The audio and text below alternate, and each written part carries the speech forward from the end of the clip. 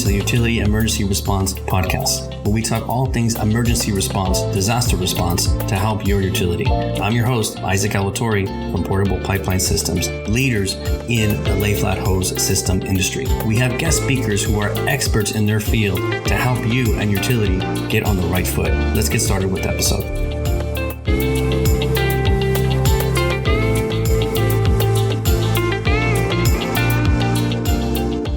Well, Isaac, it is truly an honor to be able to interview you for your very first episode of your podcast. So I am Chris Revill. I'm a podcast host and just really happy to be part of it. Isaac, how are you today? I'm doing great. You know, it's Friday. How can I complain?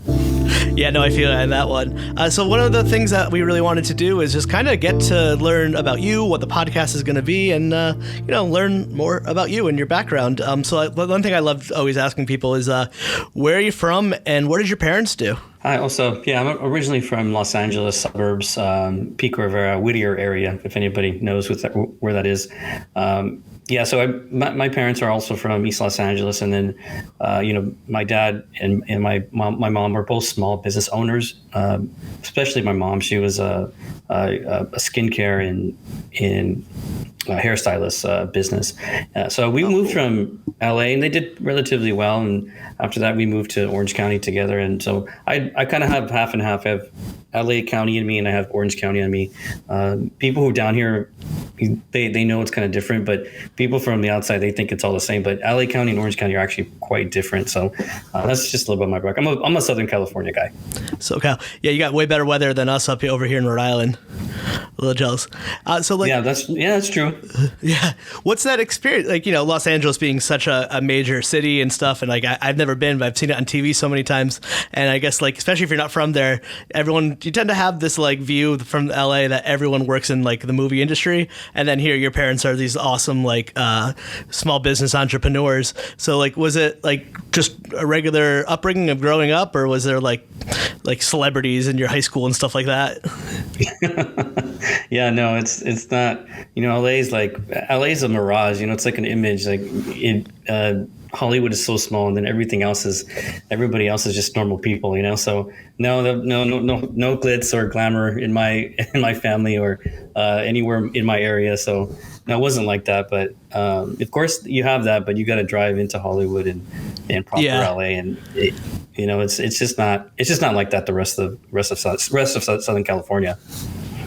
So growing up in you said East LA, so let me guess, you must have had some access to some delicious food. I'm a huge fan. There's a documentary I loved called The Heart of Gold, and it was about this food writer who went through all the different parts of the ethnic neighborhood. I think his name was Jonathan Gold. He was the first and only food writer to win a Pulitzer, but he really highlighted a lot of really great restaurants in East Los Angeles and all those areas. I know, it just popped into my head. So you got to probably grow up with some really great authentic food. Yeah, no, definitely. And a lot of choices too. That's one thing I like about Southern California. You can get everything here. Oh, that's excellent. So moving on, kind of curious, what's your parents are your entrepreneurs going to school. When you're deciding to go to college and stuff, is your original major kind of for what you're doing now, or I'm just kind of curious to see what your path was to how you got here. Was this something you fell into, or did you go to school ready to go, be emergency management? No, actually, no. So emergency management really wasn't a trade back when I was in school. It was beginning to be that, but never was really you could go to school for it or anything like that. I started off wanting to be a lawyer, financial planner. So I did miserable in those industries. I think I'm just not cut out to be in the financial business or legal business. So didn't work out. I learned a lot of good things though. I'm huge on financial planning, especially owning a small business. That's very, very valuable because a lot of small business owners, they get caught up in the day-to-day operations that they don't really think about. Okay, how I'm going to retire? How do I long term? It makes you think long term. So a lot of things do transfer over. Yeah, a lot of things do transfer over actually, because financial planning, you're thinking about risk and you're thinking about long term planning. So that's emergency management actually.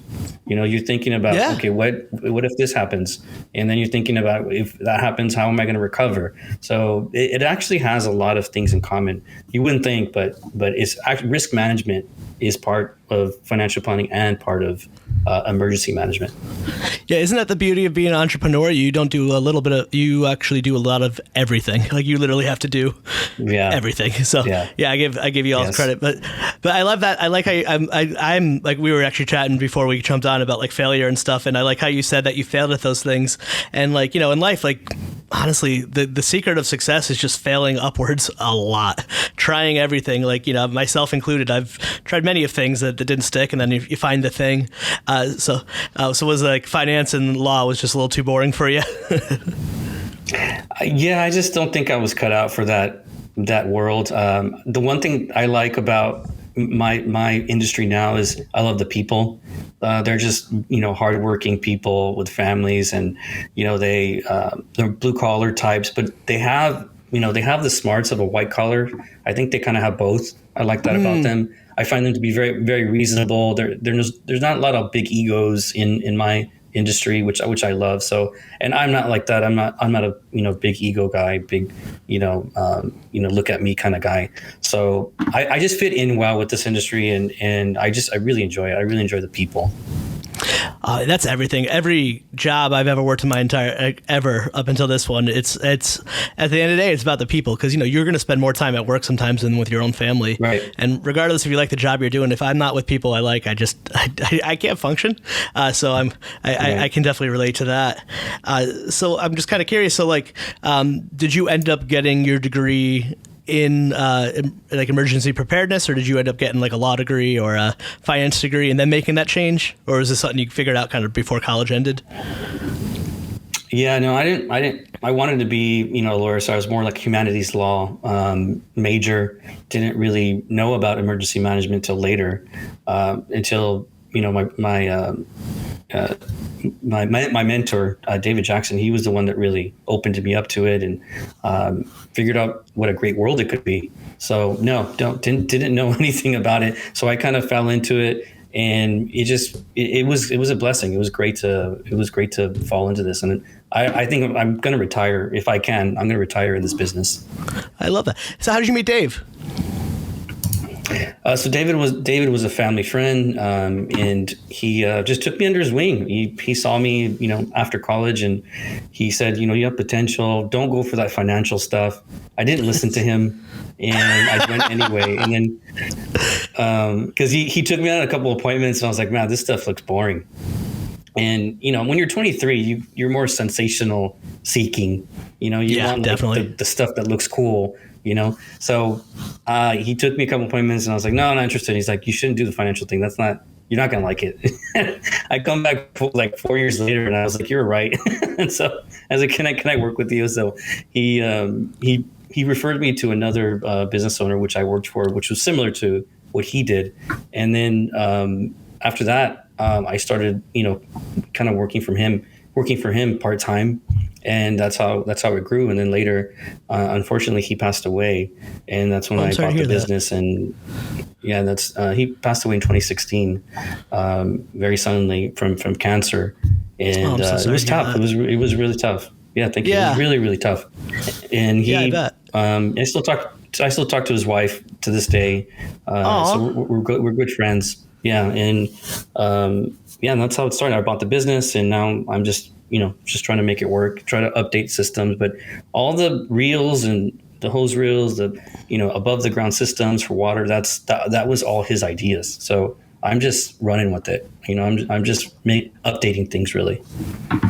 Yeah, I love that. What I'm loving about your story is, like, for someone like myself who doesn't know as much about your industry, is the amount of like emotion and humanity connected to it, and people. So I think that's I guess sometimes if you don't know an industry very well, I just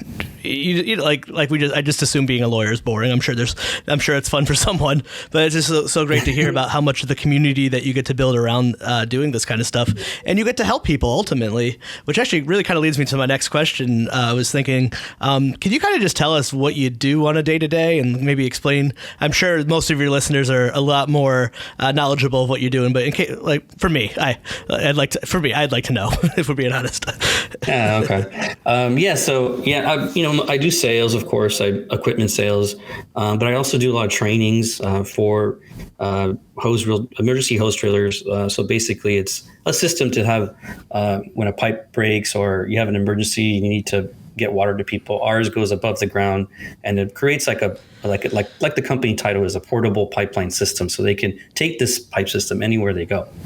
So I have to find all the right parts for the customer. I build systems for the customers, and then if they buy them, we train them, and then we keep them ongoing with video tutorials and follow up.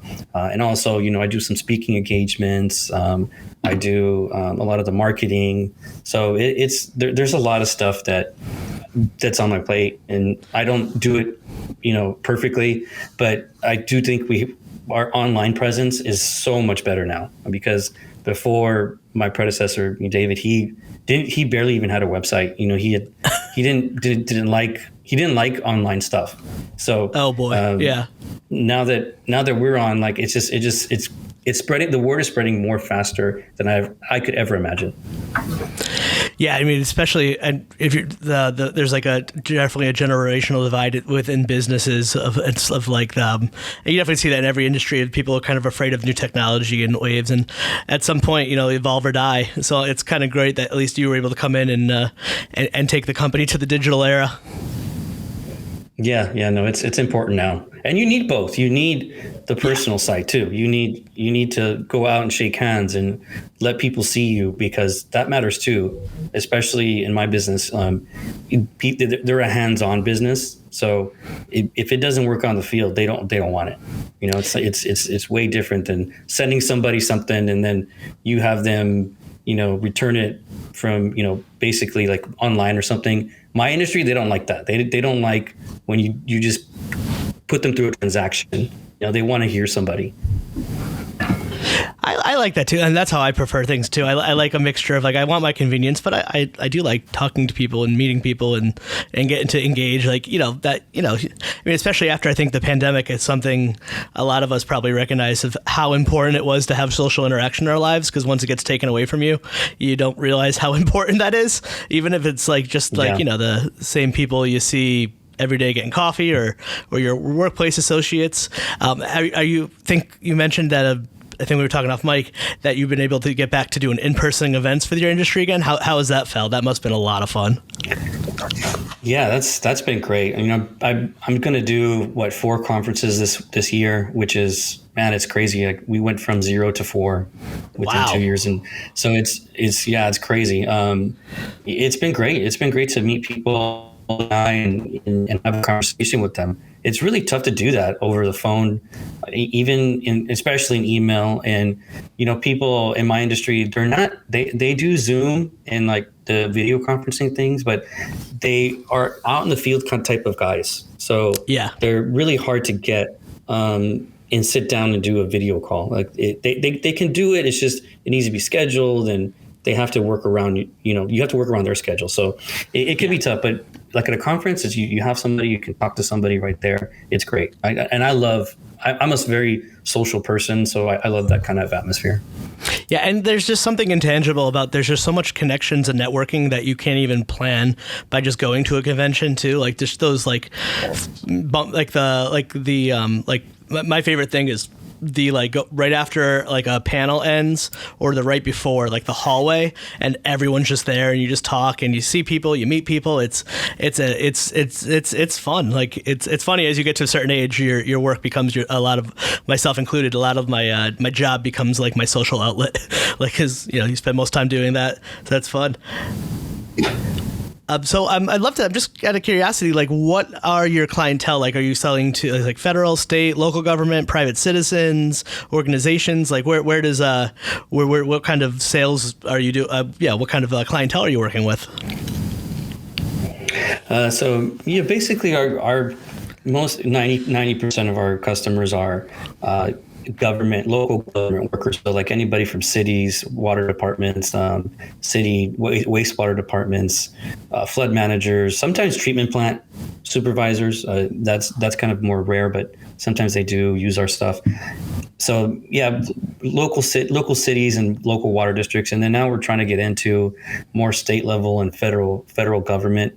We're trying to build up our U.S. Coast Guard, U.S. Navy, FEMA database on personnel, which is it's time consuming, but they're a lot more easier to find than you think. A lot of them are on LinkedIn. So we're going through databases in LinkedIn and try to, add everybody and try to get the word out. So a lot of work to be done. And we're trying to get into, not only equipment sales, but also rental. And then later down the line, we like to get into contracting work, which would just be epic. I mean, that would be, because I get a lot of customers who ask me, like, can you do it for me? And I'm like, no, I'm not at that level yet, but we like to get there. So that's the dream, is to have all those 3 lines of business. I love that. Yeah, the more you talk, I just have to ask, like, do you sleep ever? Yeah, I sleep fine. Yeah, good. Because it just sounds so busy. But I guess maybe you have that kind of brain too, where like you like that feeling of just like jumping from task to task, and like I worked in healthcare for a very long time, and there's that moment where everything's about to crash. That can be a little bit of an addiction for myself included, like that, like a fall on a roller coaster. Like normal can be a little boring sometimes. I can only do like 2 or 3 big tasks during the day, and then I do like a lot of little tasks in between those big tasks. That's how I work. Because if I don't focus on 1 or 2 things, like I tend to get I get focused on a lot of tasks, and then I don't do any of them good. So I have to focus on 1 big project and two big projects a week and finish those, and then have little tasks in between. That's the best way I work, but that's me. No, I know. I love how much of my adulthood is just turned into like making systems to make sure I can just like get my job and my like home life all in order. And like, I never thought I'd be someone walking around with like a planner 24/7 outside. Even outside, you can see here, I still have my phone and everything, but I still got the physical hard paper. It just still works for me, Yeah, I totally understand. So I also did some research, and doing my research said you're the chair of the Security and Emergency Management Committee. Can you tell us like what that is and what does that involve? Yeah, so it's part of the American Water Works Association here in California, Nevada section. It's basically a committee of professionals who come together, emergency managers, wastewater, water managers in the pipe maintenance business, that come together and just talk about some of the risks. Like I said before, in financial planning, we talk about risk. Emergency managers, that's all they think about is the risk. Resiliency, means, how do we recover if this does happen to us? Right now, cybersecurity is a huge issue. So right now we're doing a lot of cybersecurity seminars and talks. So we get together every month and we talk about it. And I'm the chair. I have a board, and we get together and we just try to, spread the word on the community. Hey, this is what everybody's doing. This is what FEMA's recommending. This is what EPA is recommending. And we try to coordinate all that information and spread it out to our members. We're not a huge group. We're about 60 members, I think, now. We have about 30 regular ones every month. So we're not huge, but we're growing, and we're probably one of the bigger ones in the association. So it's going well. It's going really well, because the before me, they weren't meeting up every month. They would meet like only up every conference. So just showing up every month, even if no one shows up, not a lot of people show up, just the consistency has been, you can tell people are, are getting more involved because of that. Now, is this like the kind of emergency preparedness, that kind of stuff? Is this like the for the emergency management? Are we talking like wildfires, flooding, natural disasters, or are these also like, I don't know, like a bridge collapse? No. Well, we're not really infrastructure with roads and stuff. We're more focused on water and wastewater and all those risks that involve those type of systems. So so it's like you said, it's like flood, it's wildfires. We just had a huge wildfire seminar last year. With the Paradise. The Paradise was a huge wildfire disaster. We also had, like I said, cybersecurity. We also talk about, how do you get FEMA more involved in grant funding. Grant funding is a huge thing because FEMA wants you to be prepared before it happens. So they'll give you grants to update your systems and update your personnel to be prepared. That is interesting. Yeah, I guess I've like most people, you don't think about it until it happens. So I'm glad that there's people like you and FEMA out there kind of preparing for that kind of stuff. Because man, if you don't stop and think about it, like you forget how powerful water is. Yeah.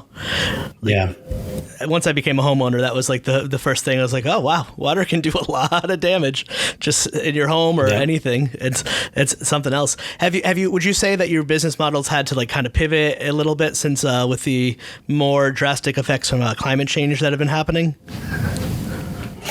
Yeah, I don't know if I had to pivot because we've always been an advocate of preparing yourself even before climate change became big. David, my predecessor, said, these emergencies are going to get worse, and he was right. And this is before climate change was even popular, and so we've always. I don't think we've changed that much. We just have been more popular because emergency management, emergency response is so big now. It's getting such a big concern. So no, we haven't really changed our philosophy, but I guess in a way, flood has been becoming more popular than I thought when I first started. I always thought it was all about water main breaks, earthquakes, but now it's flood. Now it's now it's wildfires. That was never an option in our business. So we're trying to spread the word to UK. You can use this for wildfires, but the wildfire community is it's in a way a little archaic. They've been using the same equipment for like 30 years. So, wow. Like here in California, yeah, they're kind of behind on with their equipment. They're changing that though. They're doing really well. They got a huge grant from the governor. I think it was last year. Yeah, I think it was last year. So they're trying to update their system. So they use stuff that they've been using since like the 70s, 80s. It's pretty crazy. Yeah, man, I cannot imagine going out there in front of fire. Like, no, not for me. I'm with you. Let's control the water. Heroes. Yeah, absolutely. Yeah, exactly. Absolutely. Yeah. No, I mean, all this stuff is so important. Like, I love what you were saying. It's just like it's stuff that you don't. If you don't think about, unfortunately. And I think all of us could have a little bit more of a mindset to have a little more emergency preparedness. Like, I remember losing, like we had like a snowstorm or losing power the first time I moved into my house I'm in now. I've been there for a few years. That first time I was like, oh God, I don't like, what if this gets worse and I don't have water and all that stuff. So now, I have to have that list of stuff just in case and things like that. So now that you're, I know, as we were saying before, you're very busy and you're an entrepreneur and you're doing all these things. So you decided to throw a podcast into your on top of your duties as well. I'm just kind of curious, Sure. What was your knowledge of podcasting prior to starting one? Like, did you have ones that you listened to? Yeah, I've actually been listening to podcasts for a long time. Nice. I think I started 10 years ago when I first got like my smartphone. I think that's when I really started listening to podcasts. So I've always been a fan, and I wanted to start one because it's a lot more easier to engage people and disseminate, and throw out information very quickly. I think video is kind of more harder. You have to edit. There's more of a longer process in video. So I just did it just to get more information out, invite guests over, and get more people aware of what's going on in the water business and the wastewater business. I love that. Yeah, I started my podcast back in 2013, and I've always kind of had this on-running joke when they ask about it, that it was kind of an excuse. It's almost like an adult play date. A podcast is almost an adult play date. Like it's a reason to get to talk to people you want to talk to, and I've been very fortunate of getting to talk to my heroes and fans, and there's a business aspect to it too. But I would say of all the forms of marketing, it's one of the most fun things you could do. Like it really, I think it's so fun. I really think you're a natural at it already too. Like I'm really excited to kind of see what's kind of be happening for you in the future. It's like, do you have a list of guests that you want to have on? Or do you have like one of like, or have you been kind of starting to rack your brain of like who do I want to have on and stuff, and any big names out there that you've been trying to grab? I don't know if I can name names, but I'd have organizations that I want to interview. Definitely, Oh, wonderful. Emergency managers, emergency managers from like big water utilities. That's always a plus because they deal with they're out there in the front lines and deal with this kind of stuff. Also, I'd like to have FEMA on. That would be great. U.S. Coast Guard, Navy. Consultants. That's the kind of I want a mixture of all that on my show, just to get better grasp of how they work because they're tough to get. The federal guys are a little more tougher to get. So I'm hoping one day to get somebody from the Coast Guard or Navy who deals with getting water to people or dealing with wastewater because they do have those problems as well because they work like little cities almost. So they're oh my God, yeah, they're huge. And so as well as guest, what else are our listeners going to be able to expect from you from the podcast? Like, besides having guests, I know that you want to provide education and things of that nature. Yes. So I think what they can expect is emergency response in general. I'm in lay flat hose. It's called the lay flat hose business. Mine's more specific. I'm very specific emergency response. I'm gonna focus on like the whole umbrella of emergency response, disaster response, because all that stuff ties together. Emergency response, everybody helps each other out. That's what brings a good emergency response plan together. Is the community that you have. That's what's gonna get you through. Not just one thing. It has to be all different types of fields. So I'm going to be interviewing people. I'm going to bring also news and updates of what's going on, latest cybersecurity stuff. Latest FEMA regulations, EPA regulations, all that stuff is super important for my customers and for anybody who's kind of related to the business as well. You don't have to be in the water, wastewater. Even I hate to say it, but probably even residential people, like civilians, could listen to my podcast and learn a lot about how water systems work and why it's so important to be prepared yourself. Because people here, we take it for granted. We think our water is always going to be there. It's always going to be available, but it's a service. At the end of the day, it's a service. It's not a right. So they can deny that service if they can't give it to you. So what happens if you deny the service? It's on you. You have to provide your own water. And where are you going to get the water if there's no waters in the pipes? So that's why it's always good to be prepared. It's just no one takes it seriously because it's all really nice right now. Everybody, there's no disasters here. So you can't, and no one knows when the next disaster is going to come. No, it's true. It's just. Yeah, so I actually want to ask you something about, you mentioned earlier about like working with like governments and like the Navy. Like what exactly would you do with the Navy? Like explain for someone like me. Someone like what? Someone like me who doesn't work in your industry. What was the question again? I'm sorry. Oh, sorry. No, fine. So you mentioned something about wanting to work with like different governments and like the Navy. So like, what would you hope to do with the Navy? I'm just kind of like someone like me would be like, what? Well, like the Navy, sometimes they have to, they have to move large amounts of liquid from point A to point B, be it a ship or be it water to a base. Like the Army, they need to move water to a base. Sometimes the water source is far away, so my equipment would be pretty useful in that scenario. The Coast Guard too. Sometimes they're in charge of shipping water, like bottled water to a certain location. There's all kinds of different scenarios, and it's kind of endless. It's not just water; it's wastewater. Sometimes it's oil. Sometimes my hose can handle a lot of different types of materials, liquid materials. I hope that answers your question. Yeah, absolutely. Out of curiosity, it's like what would you say like your biggest sale of a project has been? The biggest sale? Yeah. Well, let's see here. So our price ranges probably come in like you can start as little as $1,500 to $2,000 on a small system, to bypass a couple homes. Probably the largest I've seen was like 500,000. Of course, it's endless. I mean, you can build a whole fleet of emergency trailers for millions of dollars. So it just depends. It just depends on the budget and what they're trying to do. For instance, like Irvine Ranch Water, which is not too far away from here. They're here in Orange County, and they have a whole fleet, and they spent like at least close to $1 million on their equipment, and they're pretty, they're advanced users though, and they're a huge utility. I would consider them pretty large. So it just depends. It just depends on the budget. That must be a good day when you sell the big stuff, like getting some whiskey tonight. Yeah. Yes, of course. But, they don't come often, and they take very long. The government takes really long to buy things. I'm surprised to hear that. Special things.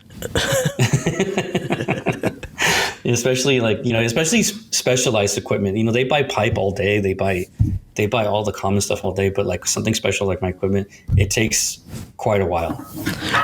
Or like something bad to happen, right? It's never like, let's preemptively buy this large, expensive thing. Let's wait till after the fact. Correct. And that's why I told you before, you have to have customers that are kind of concerned about the future. Well, at least they have some foresight to say like, hey, look, this might happen. We need to be ready. And not every customer is like that. Not every city is that worried about that. So you just got to find the right people that are concerned. Yeah, totally. So like, can private citizens, like homeowners, like, are these people like, say, if I lived in Orange County, am I someone that could call you if I have issues with my home and water? So the problem with residents is that you have to get permission from your water company or your water district to mess with the main line. So you guys really can't do anything about that. That's really their job.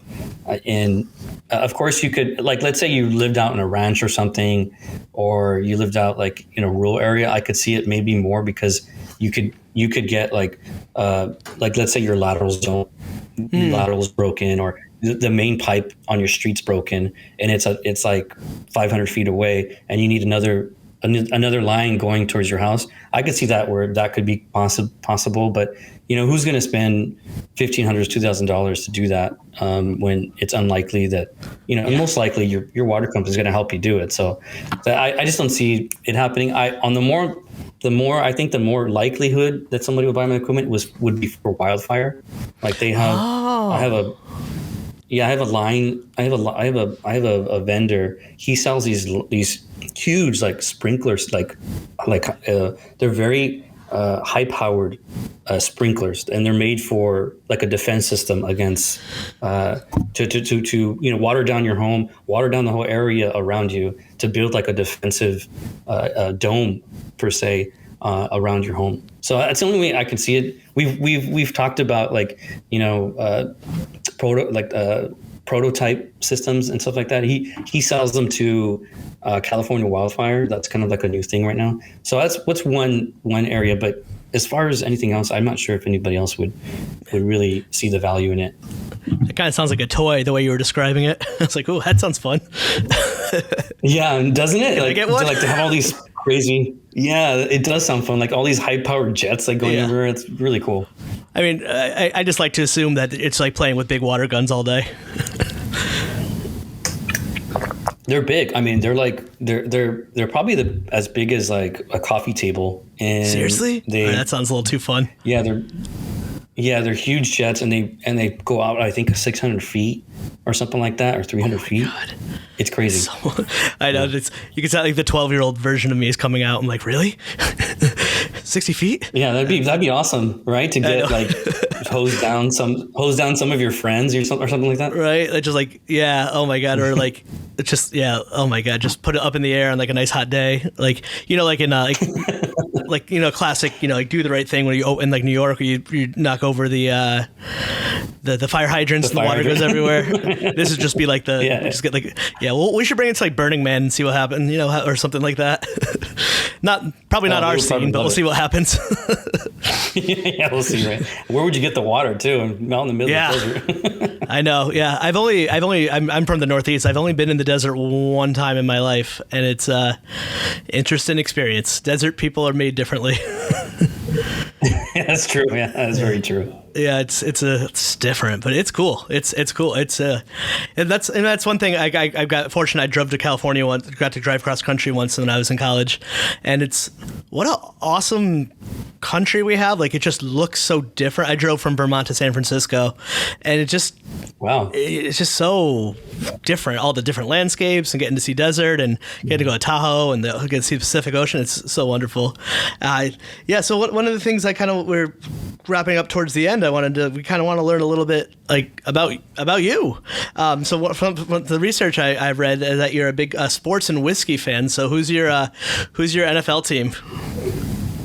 So I'm a Charger fan, I'm a Laker fan, and I'm a Dodger fan. So I'm mostly LA teams. I live walking distance from the Anaheim Angel Stadium, and I never go.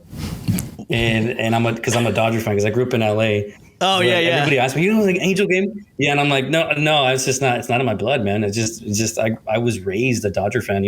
My dad was a Dodger fan. My dad was a Laker fan. I'm more like the lone Charger fan. Nobody's a Charger fan out here. They actually have like our stadiums are filled with other people's teams, not Charger fans. So I'm not. I'm alone on that one, but. Plenty of Dodger and Laker fans out here, and I'm a big sports fan. I love sports. And do you go to a lot of the games? I can. I go to Charger games and I go to Laker games at least once a year. That must be pretty cool. Dodgers, not so much. Baseball, I'm just not. I've lost my enthusiasm for baseball. I'm more into NFL right now. Yeah, isn't it? Like, it's just, I don't know what it is. It's a lot of innings. Yeah, I know. It's a lot of time. That's what. Yeah. Yeah, I know the MLB was a couple of years ago was discussing getting they were trying this new thing where they were gonna get rid of a couple innings, or they're gonna set up their stadiums for co-working, and I was like, that says a lot about the game. But yeah, it's not something I can sit through that often myself. And so I know you're a whiskey connoisseur. Just out of curiosity, I don't know a ton about whiskey, but what's your go-to? What's your favorite? If you don't know about whiskey, you're missing out. So you have to get into it. I'm a bourbon guy, but Scotch. I like Scotch too, for special occasions, because Scotch is a lot more expensive. I'm kind of easy on Scotch, but one of my favorites is right now I'm drinking Glentronic. I found it in Texas at this whiskey bar, and oh man, it was so good. But any of the Buffalo Trace distilleries, Angel's Envy, the list goes on. I could talk about whiskey for a whole half hour. Well, give me your pitch. So someone like me, I've never been a big alcohol person, but I would say actually because of the pandemic, I've been drinking more. Sounds way worse than it is. I mean, I now have a hard cider once every 2 weeks at most. But I really, because I'm a huge fan of people who are passionate about whatever it is. I have a family members who are wine people, and I don't understand it, but I respect it. So give me your pitch. Someone like me, you want me to kind of explore whiskey, but yeah, I'm also a lightweight. So what would you start me off with? Well, if you're a lightweight, I think you should start off with whiskey drinks before you start off with whiskey, because whiskey is not for everybody. It's strong. It's spicy. You can find some sweet ones, but they're still spicier than, I don't know, tequila or vodka. So it's more on the bitter side, of course. So I would start off with old fashions, whiskey sours. I love old fashions. My wife as well. She likes whiskey sours. So I don't know. I like anything whiskey. I'm also a big fan of mezcal. Mezcal is kind of smoky. Bourbons are, there's some smoky ones, but really Scotch are the smoky ones. If you like a smoky feel, Scotch is more your avenue. Yeah, you would like Scotch is better then. Yeah, I've had honey whiskey. I remember really liking that. Excuse me, I'm sorry. Oh, sorry, they cut out for a sec. Yeah, I've had honey whiskey. I think it was the famous one, Tennessee Walker or whatever. I've had that. I had that at my wedding, and I remember really liking it a little too much. Yeah, the flavored ones are a great place to start because they're sweeter. They're really intense, sweet flavors. I don't like those, but if it's hard for you to drink bitter stuff, then I would definitely start with those. I love that. It sounds like you're someone who has quite the palate, like the way you were describing all the whiskeys. And then we were talking about ramen beforehand, so I was like, I'm like, oh, this guy gets it. Yeah, ramen is another passion of mine. I love ramen. Yeah, same here. Like obsessively, I very much want to go to Tokyo just to have just for ramen. But in Rhode Island we have some great places. I think I'm getting ramen next week. I think I'm up there. Like ramen and pizza are like the two things wherever I go. Whenever I travel, it's like donuts, pizza, ramen are the things I'm always looking for. Cool. So, I mean, this has been so much fun. I'm really excited to see what you're going to be doing with your podcast and things going forward. Are there anything that we missed right now that we want to hit upon, or we can maybe start wrapping it up towards the end? No, I think it's been great. It's been great talking to you. Yeah, it's been so fun. One of the things I love of your tagline is be safe and think ahead. I just kind of curious, is that like a lesson that you're constantly around your office saying out loud to people? Is that like a phrase of yours? No, I just try to, because the whole point of buying our systems, the whole point of thinking about our system is to think ahead and to do it in a safe way. So I think it's just the best way to describe, what we're trying to do.